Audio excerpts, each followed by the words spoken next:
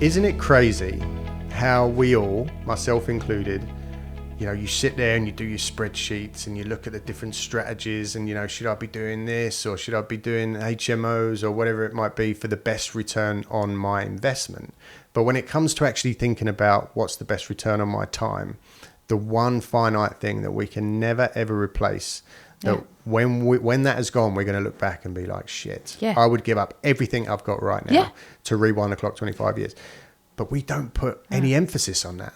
Yeah. We'll happily sit there and binge, a box set of Netflix or, spend 3 hours on Sunday night scrolling TikTok. Yeah. But we don't ever put enough emphasis on the time. It's all about money, money, money. Yeah. It's crazy. I don't know if this is true or not, but I read somewhere that people spend more time planning their annual holiday for a week than they do their life.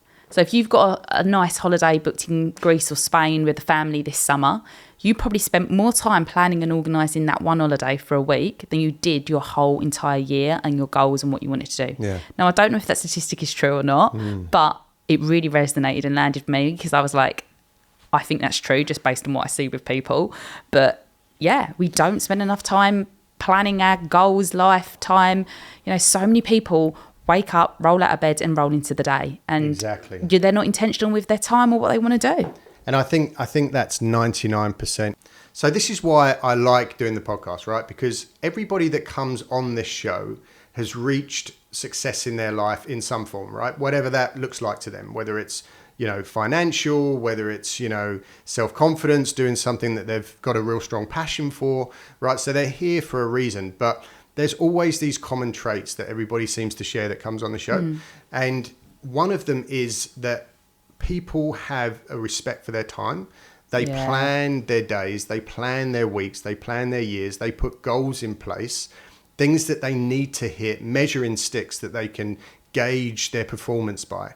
But that is very rare, I think. And that is in the minority. I think the majority of people, like what you just said, they wake up, swing their legs out of bed, put their shoes on or their slippers and then get ready and then put their shoes on. And they go to work, they come home, watch TV, and every day's the same. Yeah. So, that is something that we all need to practice more of. Yeah. Yeah. And, I follow some people on socials, big influencers. And it's the same with them, business people. It's like Jesse Itzler. I don't know if you follow him. He's a really, big on this kind of stuff.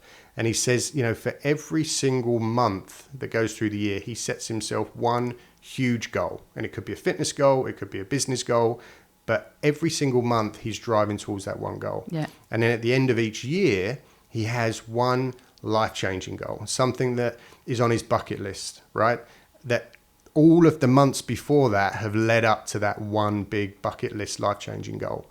And it's that drive and it's that awareness of, okay, I've got this time. It's finite time. And I need to make it count to go here. Yeah. Right? But most people don't do that. Yeah. Yeah.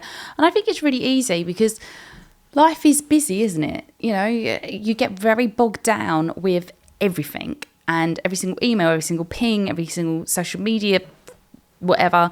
And it's very easy to just roll through the days and roll through the weeks. And I actually, funny enough, I had a conversation with my friend yesterday and on WhatsApp, and she was saying, she's a teacher. So teachers tend to look at terms and like count down the terms. And I was like, oh, mate, just be careful because you're literally wishing away your time right now because you're waiting to get to whatever marker it is. And then she was like, oh my God, I need to be careful. And wake up call. Yeah. So I think it's easy and we all do it, which is why I always encourage my clients to be intentional. That's always my big word, like be intentional with your time. And obviously sometimes our time is taken by the things that we have to do, like whether that's work or the school run or whatever it is. But so be really mindful and intentional with the rest of your time that you've got because it is precious. And once it's gone, it is gone. So where do you want to be at the end of the year, or what are the things that you want to achieve or see or do? And, I'm definitely the same.